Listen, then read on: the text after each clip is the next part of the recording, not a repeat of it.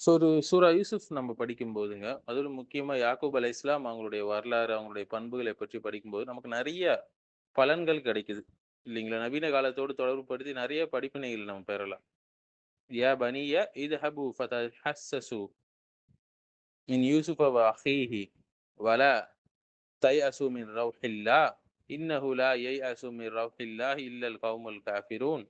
என்னுடைய மக்களே, என்னுடைய பிள்ளைகளே, நீங்க சென்று யூசுப் மற்றும் அவரது சகோதரை தேடுங்கள் சொல்லி சொன்னாங்க.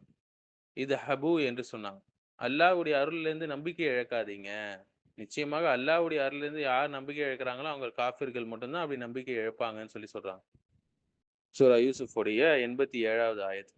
ஸோ இந்த ஆயத்திலிருந்து நவீன காலத்துல இருக்கக்கூடிய தெரிந்ததிலிருந்து தெரியாததை அறியக்கூடிய, அதாவது கணிதத்துடைய மேத்தமேட்டிக்ஸோட முக்கிய அடிப்படை நியதி இது. இதை நாம் ததப்புர் செய்து புரிந்து கொள்ளலாம். இந்த ஆயத்துல ஒரு ஆழமான அறிவியல், கணிதம் ரீதியான ததப்புர் இருக்கு என்று சொல்லலாங்க. இந்த ஆயத்துல யாக்கூப் அலைஹிஸ்ஸலாம் என்ன செய்றாங்க? அவங்ககிட்ட நேரடி தகவல் கிடையாது. யூசுப் அலைஹிஸ்ஸலாமோ, இல்ல பெஞ்சமினோ எங்க இருந்தாங்க அப்படின்னு சொல்லி, எங்க இருக்கிறாங்கன்னு சொல்லி. ஆனா அவங்க என்ன செய்றாங்க? கடந்த நிகழ்வுகள வச்சு, அல்லாஹ்வுடைய வாக்குறுதிய வச்சு, முன்னர் அடையாளங்கள், அந்த கனவுடைய விளக்கம் கேட்டா, அந்த கனவு கேட்டாங்க இல்லையா? அது. அடுத்தது உள்ளத்துடைய நுண்ணறிவை வைத்து, ப்ராபபிலிட்டிய வச்சு, பேட்டர்ன் ரெகக்னிஷன வச்சு, அல்லாஹ்விடமிருந்து வந்த அந்த இல்ஹாம், அந்த இன்ஸ்பிரேஷன்ஸ வச்சு, இவற்றின் அடிப்படையில என்ன செஞ்சாங்க? யூசுப் இன்னும் உயிரோட தான் இருக்கிறார் என்ற முடிவை அவங்க உள்ளத்துல எடுத்து வச்சிருக்காங்க. அதாவது என்ன சொல்லுவாங்கன்னா, மேத்தமேட்டிக்ஸ்ல நோன் டேட்டால இருந்து அன்னோன் ரியாலிட்டிய கண்டுபிடிக்குது. இதுதான் கணிதம். இன்னைக்கு இருக்கக்கூடிய இயற்பியல், forensic science, AI, statistics, detective reasoning எல்லாத்துக்கும் இதாங்க அடிப்படை. கணிதத்துல இத என்ன சொல்லுவாங்கன்னா, இண்டக்டிவ் ரீசனிங் என்று சொல்லுவாங்க. ஒரு தூண்டுதல் மூலியமாக நம்ம எடுக்கக்கூடிய ஒரு முடிவு. அல்லது இன்ஃபரன்ஸ் ஃப்ரம் நோன் வேரியபிள்ஸ் சொல்லுவாங்க. நமக்கு தெரிந்த சில தகவல்களின் மூலியமாக தெரியாத ஒரு ஒரு முடிவை வந்து கணிக்கிறது. உதாரணமாக x plus 2 is equal to 5ன்னு படிச்சிருப்போம் இல்லையா? இதுல எக்ஸ் நமக்கு தெரியாது. ஆனா சொல்யூஷன்ல என்ன செய்யணும்?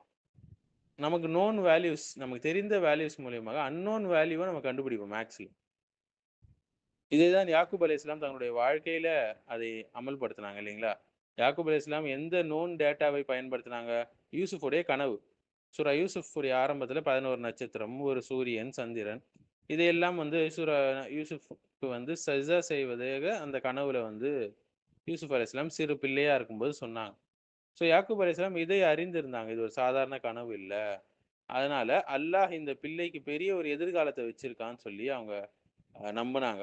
இதுதாங்க ஒரு நோன் பிரெமிஸ், தெரிந்த ஒரு பிரெமிஸ் என்று சொல்லுவோம். சகோதரர்களுடைய பொய்கள்ல இருந்த இன்கன்சிஸ்டன்சிய அவங்க உணர்ந்தாங்க. அவங்க என்ன சொன்னாங்கன்னா, ஓநாய் வந்து யூசுஃப தின்றுடுச்சுன்னு சொன்னாங்க. ஆனா சட்டையில ரத்தம் இருந்தது. ஆனா கிழிஞ்சு இல்ல சட்டை. ஸோ யாக்கூப் அலைஹிஸ்ஸலாம் வந்து டேட்டா இன்கன்சிஸ்டன்சி இருப்பத கண்டாங்க. இது மூலியமாக. இது வந்து நவீன காலத்துல ஃபாரன்சிக் ரீசனிங் போல. ஸோ அல்லாஹ்வுடைய சுன்னத் என்னன்னு பார்த்தீங்கன்னா, அல்லாஹ் நல்லவர்களை வீணாக்க மாட்டான். முஹ்சினூன்களுடைய கூலியை அவர்களை ஒருபோதும் வீணாக்க மாட்டான். கைவிட மாட்டான். ஒரு நபியுடைய குடும்பத்துல பிறந்தவர், வஹீயோடு தொடர்பு படுத்தப்பட்டவர், அல்லாஹ் அவரை நபியாக தேர்ந்தெடுத்தான். அவரை அல்லாஹ் ஒருபோதும் கைவிட மாட்டான். பயேஷியன் திங்கிங் என்று கூட சொல்லுவாங்க. ப்ராபபிலிட்டி மூலியமாக உண்மையை அறியறது. மாடர்ன் ஸ்டாட்டிஸ்டிக்ஸ்ல பயேஷியன் இன்ஃபரன்ஸ் சொல்லுவாங்க. அதாவது புதிய தகவல் வரும்போது நம்ம ப்ராபபிலிட்டி அப்டேட் ஆகும். ஸோ யாக்கூப் அலைஹிஸ்ஸலாம் ஆரம்பத்திலிருந்தே சந்தேகம் இருந்தது அவங்களுக்கு. பின்னர் பின்னர் நடந்த நிகழ்வுகள் வந்து அதை உறுதிப்படுத்துச்சு. ஆனா அவங்க வந்து ஹோப்லெஸ்ஸாக ஆகல. நிராசை அடையல. ஏன்னா, அவங்களுடைய இன்ஃபரன்ஸ் வந்து இன்னும் கொலாப்ஸ் ஆகல. ஸோ இந்த ஒரு ஆயத்து வந்து பெரிய ஒரு எபிஸ்டமாலஜிக்கல் பிரின்சிபல நமக்கு காட்டுதுங்க. அறிவு எப்படி உருவாகுது என்று. குரான் என்ன சொல்லுதுன்னா, observation, memory, science, patterns, revelation அல்லாஹ்விடமிருந்து வரக்கூடிய வஹி, அக்லை எப்படி பயன்படுத்தணும் அறிவ, இது எல்லாம் சேர்த்து நம்ம மேல சொன்ன எல்லாத்தையும் சேர்த்து ஒரு அன்னோன் ரியாலிட்டிய நம்ம அறியலாம். அறியறதுக்கு முற்படலாம். ஸோ அதனால இஸ்லாம் என்பது கண்மூடித்தனமா நம்புறது அப்படின்னு கிடையாதுங்க. மாறாக இர்ரேஷனல் மிஸ்டிசிசமும் கிடையாது. மாறாக ஆதாரங்களை வைத்து அல்லாஹ்வின் மீது தவக்குல் வைக்குது.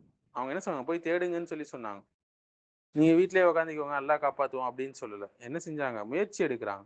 அல்லாஹ் மீது தவக்குல் வைக்கிறாங்க. நிச்சயமாக அல்லாஹ் வந்து அ 2 பேரையும் கொண்டு வருவான். 3 பேரையும் அவரிடம் கொண்டு வருவான். இத்ஹபு ஃபதஹஸ்ஸஸு என்று சொன்னாங்க. சென்று தேடுங்கள் என்று சொன்னாங்க. ஸோ இதுதான் வந்து investigation, intelligence gathering, active effort என்றெல்லாம் சொல்றாங்க. ஸோ நவீன காலத்துல என்னென்னலாம் சொல்றாங்க, எனக்கு ப்ரூஃப் வேணும், என் கண்ணுக்கு தெரியல, அதனால நான் நம்ப மாட்டேன் என்றெல்லாம் நிறைய பேர் சொல்றாங்கல்ல. ஆனா அவங்களே எலக்ட்ரிசிட்டியை நம்புறாங்க, ஆனா கண்ணுக்கு தெரியறது இல்ல. வைஃபை, இன்டர்நெட் இருக்கிறத நம்புறாங்க, அதுவும் கண்ணுக்கு தெரியறது இல்ல. ப்ராபபிலிட்டி மாடல்ஸை பயன்படுத்துறாங்க. ஸோ இப்படியானால் படைப்பினங்கள் மூலியமாக படைப்பாளனை நம்ம அறிந்து கொள்ளலாம் இல்லைங்களா? அவனுடைய ஹிக்மத்தை அறிந்து கொள்ளலாம். ஃபித்ராவின் மூலியமாக சத்தியத்தை நாம் அறிந்து கொள்ளலாம். இதுல இருக்கக்கூடிய உளவியல் அதிசயம் பாருங்க. யாக்கூப் அலைஹிஸ்ஸலாம் வயசானவர். பல வருடம் பிரிஞ்சிருக்காரு பிள்ளைய. கண் பார்வையும் இழந்துட்டாரு. ஒரு எமோஷனல் ட்ராமால இருக்கிறாரு. ஆனா அவருடைய எபிஸ்டமிக் கொலாப்ஸ் ஆகல. அவர் வந்து எமோஷனல் பெயின்ல இருந்தாலும் அவருக்கு ஒரு இன்டெலெக்சுவல் சர்டனிட்டியை அவர் இழக்கல. சூரா யூசுப் நமக்கு என்ன சொல்லக்கூடிய பாடங்கள்ல ஒரு பாடம் என்னன்னா, தெரிந்த அடையாளங்கள் மூலம் தெரியாத ஒரு உண்மையை அறியது என்பதுதான் இந்த குர்ஆனிய சிந்தனைங்க. இதுதான் வந்து நவீன காலத்துல இருக்கக்கூடிய mathematics, logic, statistics, AI, forensic science, philosophy of knowledge எல்லாத்துக்கும் அடிப்படையாக இருக்கு. யாக்கூப் அலைஹிஸ்ஸலாம் அல்லாஹ் கொடுத்த அறிவை சரியான முறையில பயன்படுத்தினாங்க. டேட்டாவை பார்த்தாங்க, பேட்டர்ன்ஸை கனெக்ட் பண்ணாங்க ஒன்று ஒன்றையும்.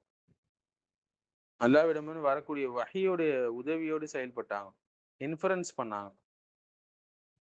ஹோப்பை இழக்கல. அதனால இது ஒரு சாதாரண ஆறுதல் வசனம் மட்டும் இல்லைங்க. இதுல வந்து குரானிக் தியரி ஆஃப் ரீசனிங்கே இருக்கு.